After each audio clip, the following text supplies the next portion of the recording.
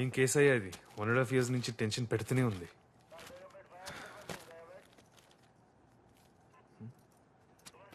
ఈ కుక్క గొలుసు ఎక్కడి నుంచి వచ్చింది?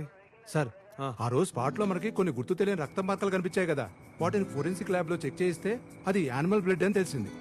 అదే రోజు ఆ దొంగలు బ్యాంకుకు 500 మీటర్ల దూరంలో ఒక కుక్క పిల్లని గుద్దేశారు సార్. అది అక్కడికక్కడే చచ్చిపోయింది. దాందే సార్ ఈ బెల్ట్. శ్రావణి, ఈ కుక్క పిల్ల ఎవరితో కనుక్కున్నారా? Okay, next. మీ పేరేంటి? సురేష్. సురేష్ గారు. Okay okay sir. Thank you.